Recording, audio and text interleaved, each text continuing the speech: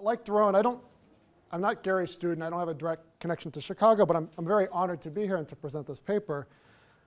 I've spent basically my whole career, which is still fairly short, thinking about human capital, and it's sort of humbling to realize that I've thought about a subsection of human capital, which was in turn a subsection of Gary's career.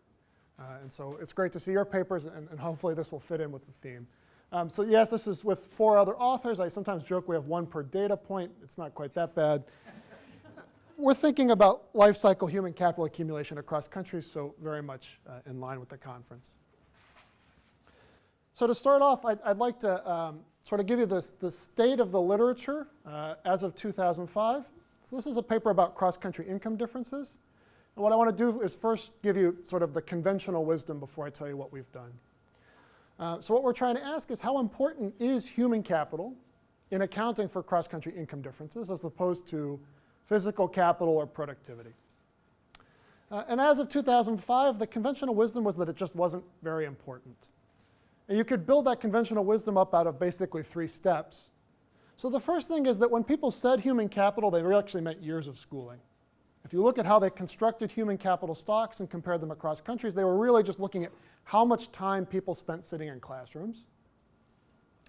The second thing they had to do was to figure out how to put a value on schooling. And so the value they used was the private Manserian return. So in most countries, it turns out that a year of schooling raises wages by about 10%. They said, let's assume that that means that the workers are becoming 10% more productive. And let's assume that that applies not only at the micro level, but at the macro or aggregate level.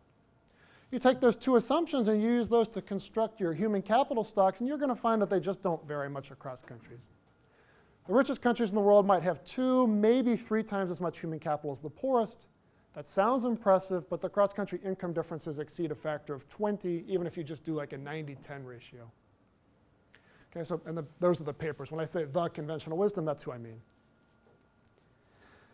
And then basically in the last 10 years, people have been pushing back against this conventional wisdom and rethinking human capital as a source of cross-country income differences. A lot of that has come from just saying, boy, human capital has a much greater scope. It means something much bigger than just how long you sit in a classroom. And so there have been papers that have emphasized maybe the quality of education or health or what happens in early childhood, even before you start school. And a general theme of those papers is that once you start thinking about human capital more broadly, you're going to find that cross-country differences in human capital are larger, and they account for more of cross-country income differences.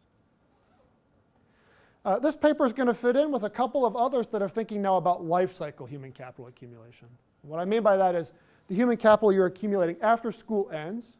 When you go into the labor force, you might think of it as just experience. That's a common word we use for it. And that's really what I'm going to call it today.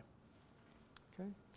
There are 2 other papers in this area, one by Manueli and Seshadri. They sort of use a calibrated Ben-Perath model. So take a Ben-Perath model of a particular type, calibrate it to fit the wage, income, and work statistics of the United States, project that model across countries, and it's going to predict differences in life cycle human capital accumulation or differences in how much human capital people accumulate through experience between rich and poor countries.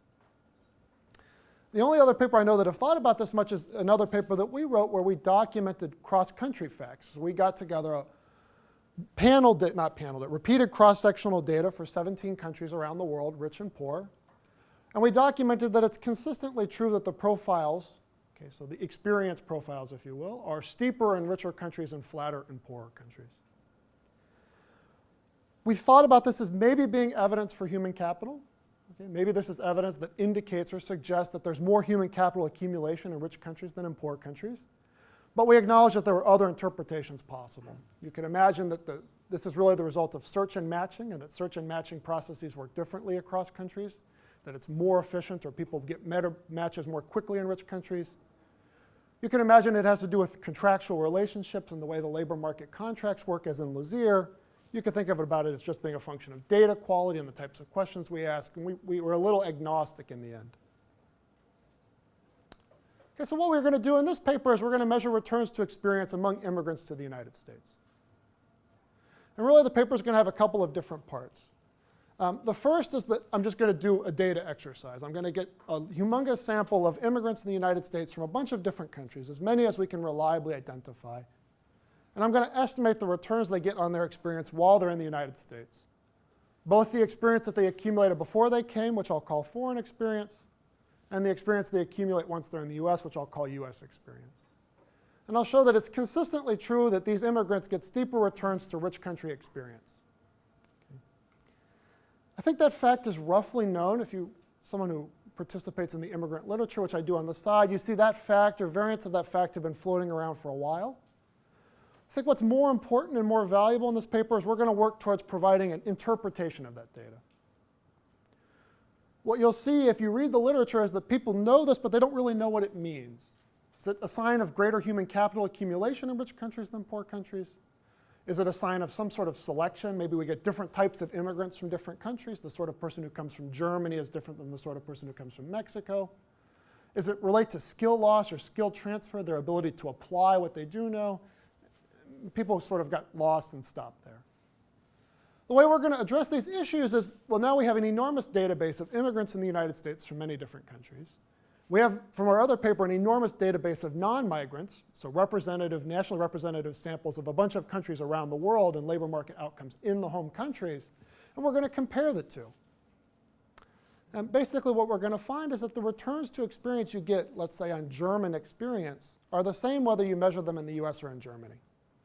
And likewise from Mexico, Guatemala, every country we can get our hands on. And that's going to lead us to already start thinking about a human capital accumulation story rather than a skill loss or selection story. Then we're going to also use this evidence to provide a bunch of different tests for selection. So for example, if I have a nationally representative sample of Guatemalans, and I have data on Guatemalan immigrants, it's pretty easy to test for selection along observed characteristics by just comparing the two. And we'll also think about skill transfer in a similar way by comparing immigrants and non-migrants from the same country. And we'll find that, in general, the evidence does not support the types of selection or skill loss that would bias our results. Not to say that there's no evidence of selection. You'll see very clearly there is. But it's not the kind that would bias our experience profiles. Okay. That'll lead us to conclude that we think that these differences in life cycle wage profiles that we're seeing are reflecting differences in human capital accumulation. To give you an order of magnitude, we're going to be finding, roughly speaking, that rich country experience, or immigrants, or people who live in rich countries, are accumulating about twice as much human capital. Their life cycle wage profiles peak about twice as high as people in poor countries. And then just to kind of give us an idea of what this means for cross-country income differences, we'll just update these standard development accounting exercises like I already described. I'll also give you some suggestive evidence on mechanisms, although I think we'll have a lot less to say there. I think there's a lot of work to be done to think about why it is that these profiles differ so systematically between poor and rich countries. So the way I think about this talk is it's segmented in two pieces. So the first is just the measurement. I'm going to describe to you a regression you could run and the results that you'll get if you run that regression using a sample of immigrants in the United States. I'll do it in two pieces, one very simple to make sure we're all on the same page, and then one with the full sample of everybody I can. But I'm not going to insist on any interpretation. I'm just going to say, if you run this regression, this is what you'll find. Okay? And I'll describe the basic patterns of how those differ between people from poor and rich countries. Then we'll do the interpretation part, which relies heavily on comparing immigrants to non-migrants. Come and do development accounting, and then I'll conclude. So let me describe really briefly what's the data. The data, I think, is fairly standard. For the most part, we're going to be using the US Census. We've checked everything I say in the Canadian census. Canada's basically like the US, but with about 10% of the population, so it's not that useful as a secondary check, but we have done it. So our data will be the 1980 to 2000 US censuses and the 2005 to 2013 American Community Surveys.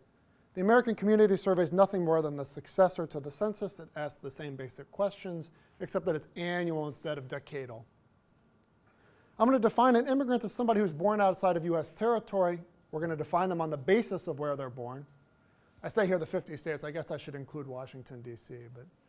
And then we're going to restrict the sample in a lot of ways. And mostly this is done for two reasons. The first is that we impose these same sample restrictions when we do our cross-country exercises. And since our ultimate goal is to compare what we find for immigrants to what we find for non-migrants, we want to impose the same sample restrictions. The second is that when we measure experience, of course, we really mean, in a cross-sectional data set, we mean potential experience. Age minus schooling minus 6. And there's always this concern that when you measure this experience, potential experience, you're not measuring experience for some groups. We're going to focus on the group who we think has the greatest comparability across countries. So that's going to be people, obviously you have to be employed. We're going to focus on full-time wage workers. We're going to focus on men because women are much less likely to be working. We're going to focus on private sector, 16 years or older, 0 to 40 years of experience. Okay. And then the other stuff is standard. You have to, of course, have a positive income. You have to have valid responses to the variables, which most people do in the census. Okay, a nice feature of the census is that it has an enormous sample. So even after imposing all these sample selection criteria, you're going to find almost 800,000 immigrants who come from about 120 different countries, including countries far poorer than you could ever hope to get standard data for. So if you go to the World Bank or the World Development Indicators and you download data for poor countries, and you start to think about wage or labor market data, you don't get anything for really poor countries. But here we're going to have several countries who have GDP per capita under 1,000. In terms of size, there's going to be 73 countries that I'll focus on most with more than 1,000 immigrants in this subsample. There's even 15 with more than 10,000, which is useful for doing robustness checks. And then the census gives us a wide variety of controls. The only one that you may not have used before, there's an English language variable, which asks them how well they speak English. There's even a response for I don't speak English at all, which I've always found rather amusing. But I like to think that their kid helps them answer that question. So let's start with the simplest exercise possible. Let's focus on immigrants that are very easy to understand, which is immigrants that have only foreign experience. So what do I mean by that? I mean that they literally immigrated to the US, let's say in 1990, and then in 1991 a census enumerator shows up and asks them, hey, how was your labor market in 1990? So these people have not acquired any meaningful US experience. They really only have foreign experience. That's useful as sort of a simple group to follow. Okay. I'm going to focus on 4 countries to begin with, just to give you a sense of the data. 2 rich and 2 poor, so UK, Canada, Mexico, Guatemala. And I'm going to estimate the simplest possible regression. I'm just going to estimate the log wage of individual I at time t, regress that on a constant, schooling, so that's the years they spent in school, experience, which I'm going to represent as dummy variables for categories. So the base case that I'm going to have here that it's omitted is people who have 0 to 4 years of foreign experience. But then I'm going to have dummies for 5 to 9, 10 to 14, 15, 19.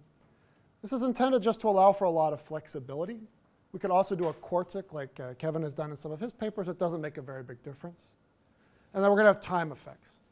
Okay? And I'm just going to run this country by country. This is like the simplest thing I can think of to do to just get you started and show you the data. And this is the estimated experience profiles you get out of doing that. Okay. So again, for every country, I've normalized this so that people with 0 to 5 years of experience are at 0. I'm running regressions in logs, but I'm reporting them in levels because I find it, well, at least I find it easier to read levels than logs. And so what you can see here, or what I hope you'll see right away, is that our 2 rich countries have really steep experience wage profiles. Okay, the returns to their UK or Canadian experience are enormous. They go up to 100 to 200% higher wages after 20 years. And the immigrants from the 2 poor countries, Mexico and Guatemala, see almost no returns to experience. So that last regression is, if you ask anybody in the immigration literature, far too simple. And it omits tons of important things that you're supposed to account for. So now I'm going to do it right. And what I mean by that is I'm going to do what Borjas does in his handbook chapter on the subject. So I'm going to do every country for which I have at least 500 of these new immigrants. I'm going to include intercepts, returns to schooling, and experience, which all vary by country, okay, in a pooled way. I'm going to include cohort of immigration controls to account for the idea that people who immigrate in different years may be drawn from different parts of their distribution. You have to include natives when you do that for identification. And then I'll control for everything I can get my hands on. Prominently here, state of residence and English language turn out to be pretty important. Okay. The only thing I'm not doing like Borjas would do is that for now I'm only focusing on immigrants who have only foreign experience. Okay, so first let me show you those same 4 countries. This is to show you that all of that fancy stuff doesn't really do much. If I go back and forth really fast, it's really hard to tell any difference. Okay. I'll get you dizzy after a while, but that's about it. But now we don't want to just focus on 4 countries. I can do this for many more than 4 countries.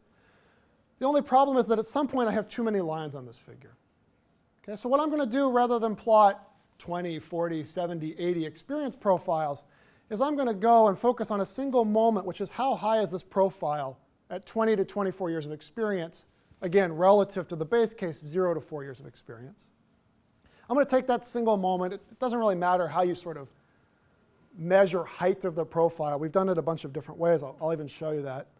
But let's start with 20 to 24 years of experience, and let's plot that against GDP per capita, because as a development economist, that's what I'm interested in. Okay, so this is what you see here. Here we now have about 12 countries. And you can see that it's consistently true. I didn't happen to cherry pick a few countries. Rich countries have really high returns on their experience in the US. And then poorer countries, especially down below 10,000, have much lower returns, generally under 50%.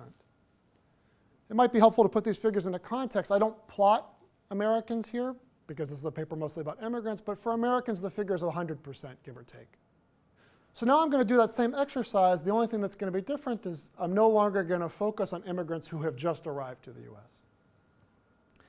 That's useful for 2 reasons. First of all, people who've just arrived to the US, you might have some nagging concerns about their ability to find a job, or whether they found a job that's a good long-term match for them, whether they've had enough time to learn English.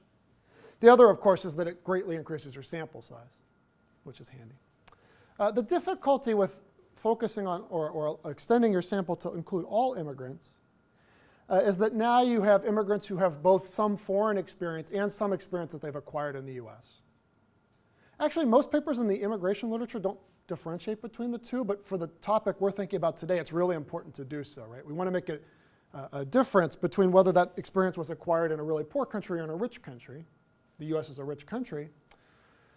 The difficulty is that experience profiles are concave. So you can't just have additive foreign experience plus additive domestic or US experience when they're both concave. We've agonized over this for a long time. It turns out to be mostly pointless, in the sense that as long as you control for the interaction of those 2 things in some way, you're going to get basically similar results across a wide variety of specifications of exactly how you do that. So this was something that my RA unfortunately lost about a month of his life to. So what we're going to do in the end, I think the simplest thing is we're going to regress now the log wages of individual I from country T on, again, a dummy, all those control variables I discussed before. Then we're going to have 2 different types of experience. Again, we're going to be using dummy variables, but now for foreign experience from where you were born, and US experience after you arrived. And then G, that's going to be the function that just cleans up the interaction between the 2. Okay, so it's going to account for the fact that when you add 2 concave profiles, you can't just add them directly. In practice, the results I show you are going to come from quadratic interactions, but it's, I think, not too important from exactly where they come from. Okay, so this is the same picture I showed you before, except now we have about 73 data points. I'm no longer going to go put country identifiers on here. And the other thing is that you'll see that there's both blue and green data here. So let me walk you through slowly. What I'm plotting, again, is wages at 20 to 24 years. That's my height of the experience profile, relative to 0 to 4. Plotting that against GDP per capita from 2010. The blue data points are your foreign experience. That's the experience you acquired in the country in which you were born. And you can see that it is, again, persistently true that immigrants from poor countries are basically getting no return on their experience, and the immigrants from rich countries are getting 100% or so returns on their experience. I've also plotted the return they're getting on their US experience. So this is return on experience after you move to the United States. You can see that that is now much higher on average, and it depends a lot less on GDP per capita. Okay, so this is already one finding we find very interesting, which says that you take the same immigrants. I mean, these are the same people. Many of these people have both foreign and US experience. That's the standard thing in the sample. The same people are getting very low returns on the experience they got acquired before they moved to the US, but they're getting relatively high returns on the experience they got after they moved to the US. So this tells us that some of this is just down to where you work.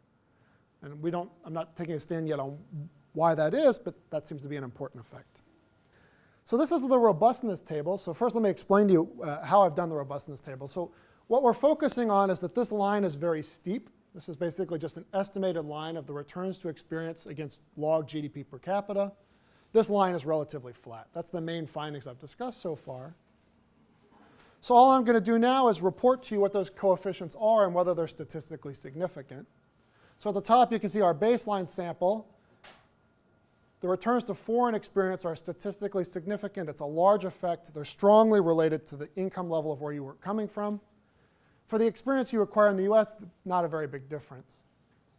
And then these are just a bunch of different robustness checks, mostly intended to convince you or help persuade you that this is not a function of the choices that we made along the way.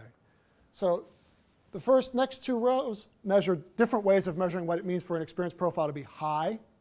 You can focus later in the life, or you can take the average or discounted average height of the profile. You find the same thing. It's not so much a function of who exactly you put in the sample. You can include women and part-time workers and public sector workers if you want. And you can focus on different subgroups like only the people who have arrived recently, or only people who speak English very well, or only people who work in particular industries. And consistently, what you find is that your returns on foreign experience are very strongly related to the income level where you come from. Returns to domestic experience tends to be very marginal. So then we want to think about interpretation. Like I said, well, I think that's what's written on this slide. Related versions of those facts have been known at least since Chiswick's very first paper on the subject. Okay. When he wrote the paper, he measured returns to experience separately for immigrants and Americans, and said that immigrants, broadly speaking, get lower returns on experience. Okay, so right from the very beginning, people have known something like this. And then people did variations on that fact. They focused on immigrants from East Asia versus immigrants from Latin America versus immigrants from Europe, and so on and so forth. I think what we're trying to highlight here is that this is really strongly related to where you come from, and in particular the average income or the GDP per capita of the country you come from. Okay? And as far as I know, there's only one other paper, actually in the Journal of Human Capital, that has documented anything like that.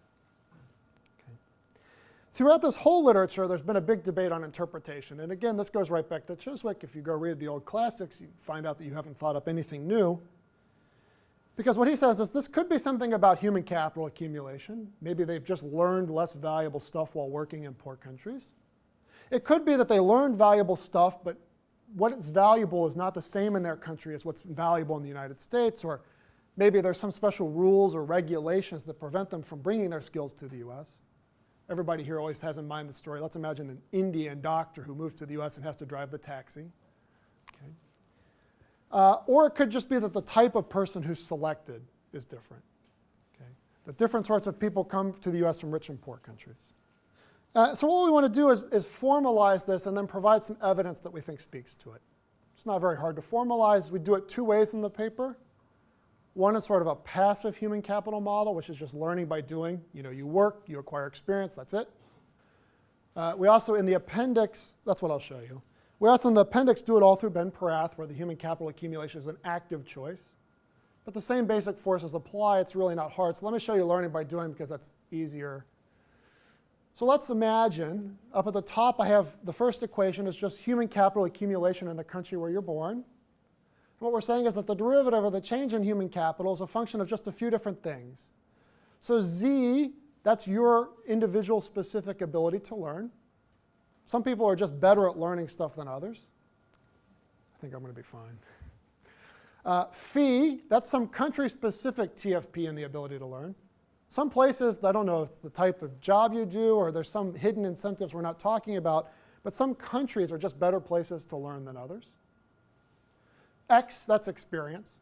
So it's accumulating with experience. And then H, of course, is the stock. Okay, so you're in your country, accumulating experience, which depends on your ability and the country you're in. Then at some point, a helicopter picks you up and ships you off to the United States. On the helicopter ride, unfortunately, part of your human capital goes missing. That's what the second equation says. Theta turns out to be the important parameter here, not gamma. And theta says basically what proportion, what fraction, or what curvature of human capital is lost. So a high theta means that most of your human capital will be transferred with you. But the lower is theta, the worse is human capital transfer. And it applies more to people with more human capital. That's why it's a power. We're going to let that be country specific. Once you move to the US, you get a different human capital accumulation technology, which is the third equation. Looks exactly like the first one, except that we're saying that now that you're in the US, you have a different fee. You have a different country level TFP for acquiring human capital. Okay? This is the simplest model I can think of. And in that model, you can show, show might even be a strong word. It almost falls out from assumption, right? That there are 3 different ways to generate flatter experience profiles for people from poor countries. One is through human capital. And in the model, the way we wrote it down, that relates to that fee parameter. That just says that the TFP, the exogenously given rate at which you accumulate human capital, is just lower in poor countries than rich ones. Okay. The second is the skill loss, the theta. And that says that basically the curvature on how much of your skills you get to take with you, that is lower for immigrants from poor countries than immigrants from rich countries. And the last is selection, and that basically says that the distribution of who gets to come from poor countries, maybe that's worse than the distribution of immigrants who get to come from rich countries. Okay, so in words, basically, maybe it's the case that case 1 says immigrants from people in poor countries acquire less human capital while they work. The second says that they acquire the same, but more of it gets lost in transfer. And the third says that the sort of person we're selecting is the sort of person who doesn't accumulate much human capital from poor countries. There's a button there I could push, but I'm not going to, that says all of that falls out exactly the same in a Ben-Perath model, where your choice of how much time to spend learning versus working is endogenous. Okay, so that's, I think, where the immigration literature has generally stopped. What's nice about this paper is now we have nationally representative data that satisfies a bunch of quality checks from our other paper. Here we have the immigrants in this paper, and we can just compare the two. I'm going to focus on a couple of different dimensions. One is, what are the returns they're getting on their experience? The second I'm going to focus on is a measure of skill loss that I'm going to call education utilization. Are they using their education?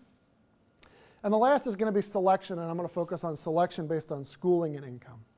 And I think about this as evidence speaking to these 3 hypotheses. So for a subsample of our countries, which turns out to be 15 in practice, we have both the returns to experience of immigrants and the returns to experience of non-migrants. I'm plotting those figures, estimated the same way, same sample restrictions, same functional form, same everything. I'm plotting the returns to experience of immigrants and non-migrants against GDP per capita. And you can see here the red dots are the non-migrants and the blue are the immigrants. And they show a strikingly similar pattern, which is that the returns to experience for immigrants or non-migrants from rich countries is much higher than immigrants or non-migrants from poor countries. In many cases, the countries one by one line up well. I mean, you can see Indonesia doesn't look so good for us. A stronger test, rather than focusing on plotting this against GDP per capita, would be to plot them against each other and ask whether they line up on a 45-degree line, and that's what this does. So I'm taking those same data points, but now I'm plotting the returns to experience for immigrants against the returns to experience for non-migrants. And again, you can see they line up very well. Okay, you can compute correlations. You can even do statistical significance, but with 15 data points. It is, but I don't know what that means. And so the first fact we get out of comparing immigrants and non-migrants is that the returns to experience, and again, I mean foreign experience, so German experience, Canadian experience, Guatemalan experience, they're very similar. And that already suggests to us the simplest explanation, which is maybe this is just about the value of what you're learning while you're working, about how much human capital you're acquiring over the life cycle. That's also consistent with some additional evidence which doesn't come from us, but which comes from a nice paper by Reinhold and Thom, where they look at Mexicans who work in the United States and then return to Mexico. And what they find is that the value of the experience they got in the US is much higher than the value of their experience that they acquired in Mexico. It's basically our exact same finding in reverse. We have Mexicans in the US with US and Mexican experience. They have them in Mexico. The alternative hypothesis is that somehow, when we estimate the returns to experience for non-migrants, those reflect some other force, labor market frictions or implicit contracts or measurement error. And when we estimate the returns to experience of immigrants, again, those reflect some other force, like skill transferability or selection. But on top of that, those two things just magically line up pretty close along a 45-degree line. It seems somewhat implausible to me, but we can actually provide still more evidence for these returns to experience of immigrants, and especially about skill transferability and selection. So let's go ahead and do that. So the second thing we're going to look at is how well their skills transfer. And we're going to measure what we call education utilization. Okay, so what we have consistently in both our immigrant and non-migrant data is education. So we're going to focus on college-educated workers, because that's a consistent thing you can measure. And then we have their occupations that they're working in. And so what we're looking at here is whether you're working in an occupation that requires a college education or not. We're going to define that as basically your white-collar jobs. So it's like engineers and doctors and lawyers and politicians and a few other things. And so what I'm plotting here is what fraction of both non-migrants and what fraction of college-educated immigrants from each country work these college-type or high-skilled jobs. Okay? And so, for instance, the data point El Salvador says that 75% of El Salvadorians with college education who live in El Salvador work these high-skilled jobs, but only about 40% of the immigrants with college education are working high-skilled jobs. So plotted this way, the main thing you're supposed to see from this figure is that most of those data points are below the 45-degree line. And what that tells us is that it seems to be true that on average, college-educated immigrants are less likely to work in high-skilled jobs than college-educated non-migrants. And we think of that as evidence that says, yes, there are issues with skill transfer for immigrants. But for that to bias our inferences, it needs to be true that that applies more to poor countries than to rich countries. Okay, that it needs to be the case that, in particular, the immigrants from poor countries transfer even less of their skills than the immigrants from rich countries. And so to test that, we're basically going to compute the ratio of these two objects. So skill transfer, education utilization among immigrants relative to non-migrants, and I'm going to plot that against GDP per capita. And that's what's in this figure. Okay. And that correlation is basically 0. Okay, so this says that the propensity at which college-educated immigrants can use their skills relative to college-educated non-migrants, it's less than 1. Again, that's like saying below the 45-degree line in the other figure, but it's not very strongly related to how rich or poor your country is. And that suggests that, at least measured this way, skill transfer does not seem to be biasing our results. The last thing we're going to look at is selection. And we can compute selection on any observed dimension because, again, we have non-migrants and immigrants, so anything we can observe in a consistent way across data sets, we can compare the immigrants to the non-migrants. Conference on Human Capital, education seems to be one of the most obvious things to look at, so that's what we've done here. On the y-axis, we have the years of schooling of immigrants to the US. On the x-axis, the years of schooling of non-migrants. Again, there's a 45-degree line. The US, I must have moved the dot slightly. It should be on the 45-degree line to make a point. Now I'm a little worried. Everybody else is above the 45-degree line. Immigrants are selected. Okay. That's the first thing you can see. But in general, what matters again is whether immigrants from poor countries are especially negatively selected. And in fact, what you see pretty persistently is the opposite. The immigrants who get to the US from poor countries, again, poor here really means low years of schooling, are tremendously positively selected. I always like to look at points like Nepal or Afghanistan. Right? Somehow the average person who lives in Nepal their whole life has about 2 years of schooling. The average immigrant who somehow gets to the United States from Nepal has 13 years of schooling. And so in fact, this goes the opposite of what you would need. This says that the immigrants from poor countries are more selected, not less.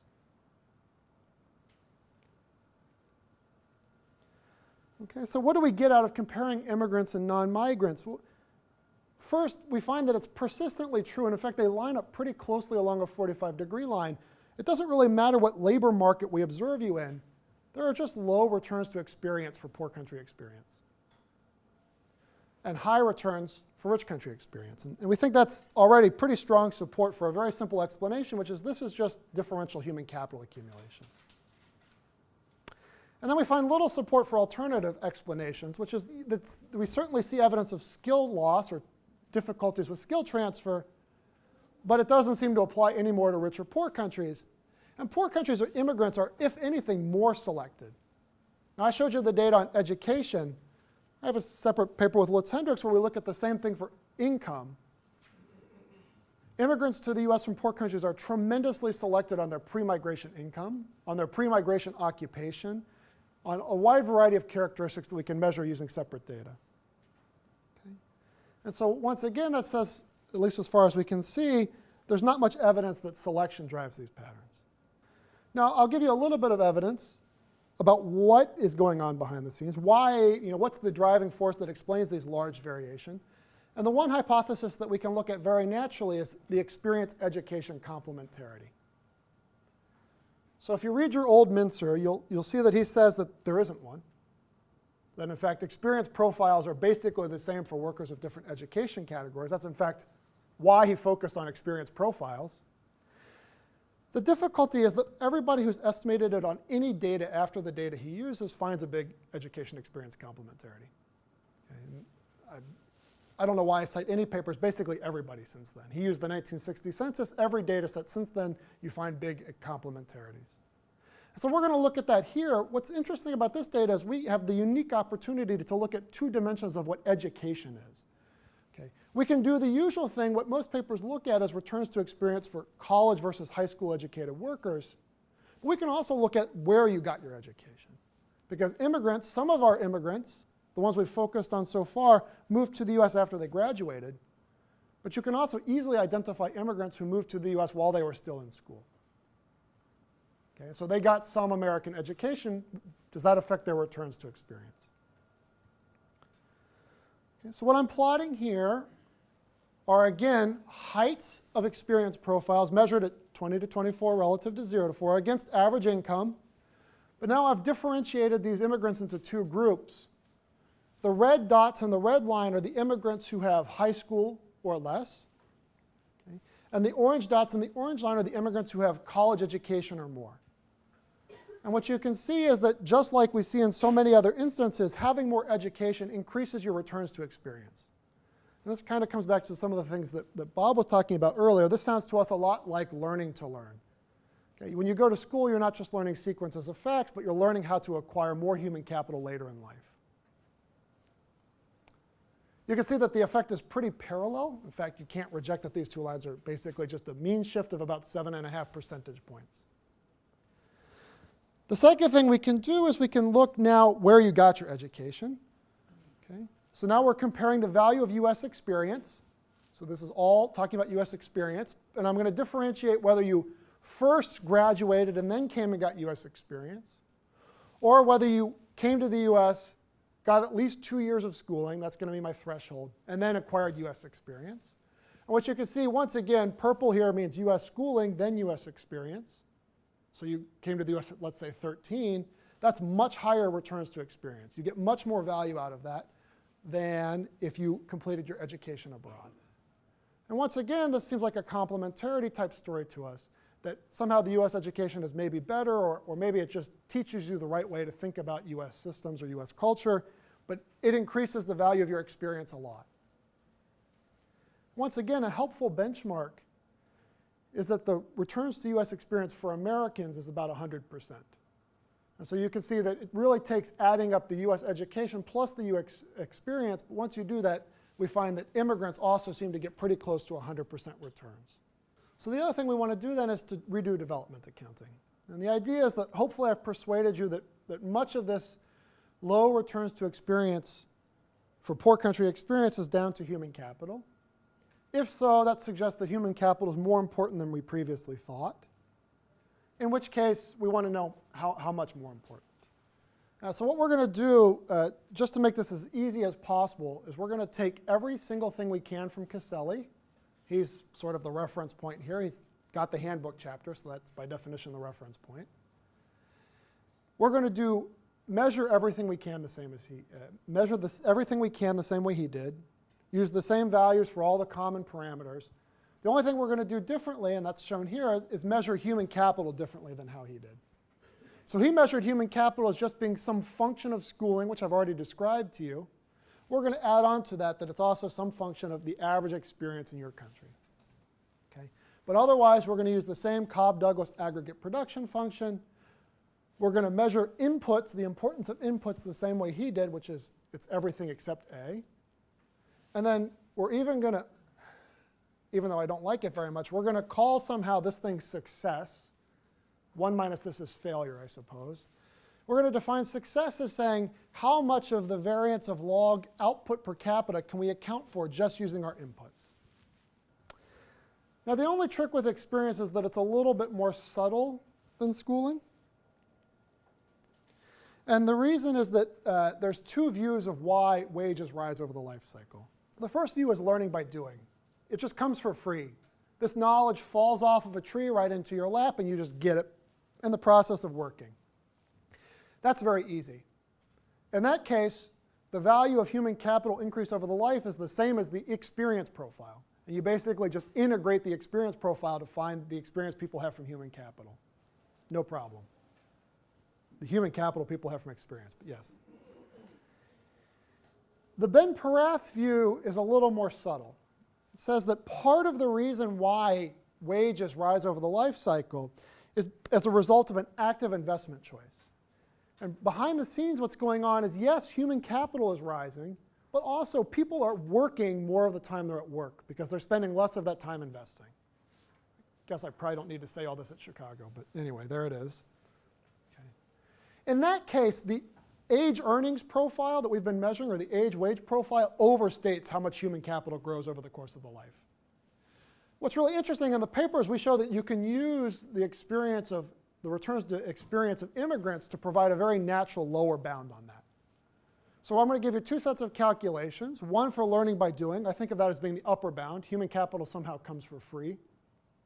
The other one is going to be a lower bound that we've derived using immigrants, and then we can study the range between the two. And that's what you see here. Okay. So first, we're using success. That's the first column. That's Caselli's measure. He said that schooling, which was his measure of human capital, only accounts for about 44% of cross-country income differences. We're going to construct experience stocks two different ways. We're going to find that it accounts for between 41 and 53%. Another way to say that is that we're finding experience human capital is about as important as schooling. To put that in perspective, we've written, as far as I can tell, something on the order of 50 to 100 papers about schooling differences across countries, and I think I've listed all three on experience. And then, of course, if you add the two together, it's basically additive. So what you're going to find is that schooling plus experience accounts for between 65 and 81% of cross-country income differences. Some people don't like Caselli's measure. There's various reasons to object. The second most common measure in the literature is what you see in column 2, which is basically just regress the log of inputs on the log of GDP. And that's a number that naturally ranges between 0 and 1. The closer you get to 1, that says not only are we accounting for a lot of variability, but we're lining the countries up correctly on the line. It's basically the difference. Variability just says, am I generating a lot of differences in inputs across countries without worrying about whether you're generating it in the right countries? Okay, the second measure, make sure that you're also generating it in the right countries. I'm not going to make too big of a deal about that because you can see that the answer is mostly yes. Okay, so Caselli, by that measure, was finding that we could account for about 64% of cross-country income differences. Experience, once again, is about as valuable as schooling. So when we add the two together, we're getting somewhere between 77 and 84%. What we've done here is we've estimated the returns to experience of foreign educated immigrants in the United States. And then we've compared those systematically to the returns to experience of non-migrants who work from the same countries but never immigrate to the US. And I think basically what we're trying to establish is that it seems to be that the simplest explanation of all of the patterns that we have is that there's just less experience human capital that's being created in poor countries. We see that because wages rise little with poor country experience. It's equally true for migrants and non-migrants. And there's little support for alternative theories like that this is the result of some loss of skills or some special form of selection. And then we went back and did development accounting, and we're finding an even bigger role for human capital. When you add physical capital, schooling, and human capital, we're getting pretty close to accounting for 3/4 of cross-country income differences. There's a range because it's not clear. We haven't taken a strong stand on whether this is passive or active, but that range is actually fairly narrow. And then I tried to give you some basic mechanisms. I think a lot more work is needed here. The mechanisms we've emphasized is that a lot of this is due to where you work. Okay, you take the same immigrants and you move them to the US and let them acquire their experience in the US, and they get much higher returns on it. So it's something about labor markets and the incentives perhaps that are provided by different labor markets. And then some of this is due to education, both how much education you have and also where you get that education. Did you get that education in the US or in your birth country? And that's all I have.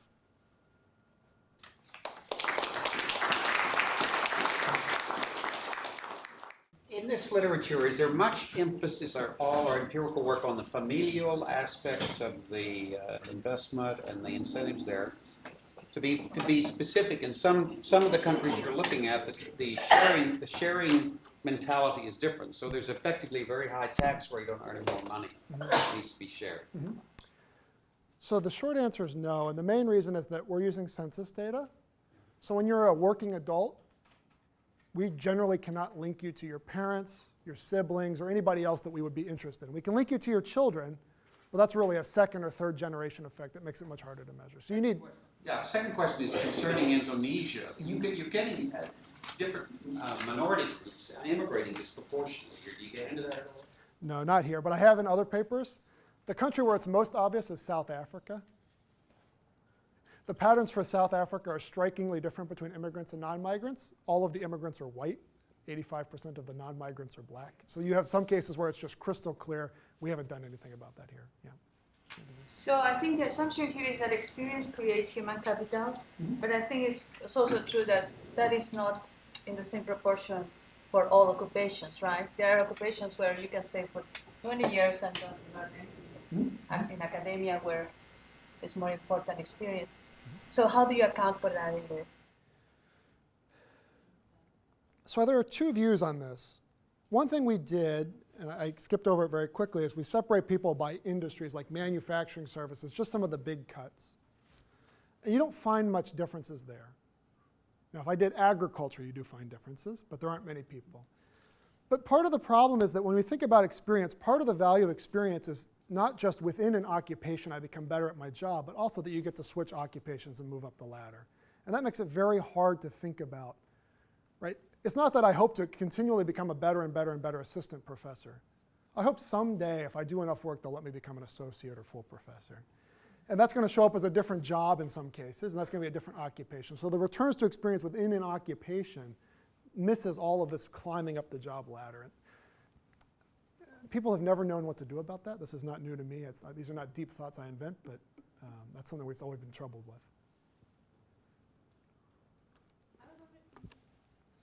That graph for whether the schooling was here or abroad, I was somewhat surprised that the lines were diverging, because you would think that the education in other rich countries is more similar to the US, not less similar. Do you have any thoughts on that? Nope. I'm surprised too. That's my thought. Yeah. I wish I had something better to say than that, but that's it. Did you? Now, the number of immigrants who come from Europe has really declined in the US. Has that made any difference in, let's say, the earnings of the more recent immigrants? Or is there a difference between what Europeans earn and what, let's say, non-Europeans earn in any way? So in the background, and I never showed them anywhere, I'm actually estimating the relative wages of immigrants who came from Sweden in the 50s versus 60s versus 70s versus 80s. I have never found any interesting patterns, no matter how many hours I stare at those. I always expect to. There's a couple of countries like Korea, you see a huge effect. The types of Koreans coming to the US today are much higher wage than the types who came in the past. But for Europe, I never... Let's say England or, Yeah. let's say English. I went cross-eyed looking at these for hours because there's 400 of them or so in the total. If you switch the immigration country from the US, let's say, to the UK or Australia, would you expect the same outcomes? This is what's unfortunate. So the answer for Canada is yes. You have to pay for Australian data, and I'm cheap. Yeah. No, I know, it's the 51st state. Australia, you have to pay a lot of money to get the data, so I haven't checked yet. What I would really like to do, of course, is not get another Anglo-Saxon British offshoot country. I'd like to do France or somebody. That would be really exciting, and they don't have the data. They refuse to collect it. I have never found a country that would be really interesting and different. I would love to. I mean, it certainly would be interesting, right, to find out whether whatever you find or how you interpret it is global. I agree. Or very much US. Because we're such a different country in how we accept immigrants and how many, I agree completely. Isaac, I think I owe you some minutes.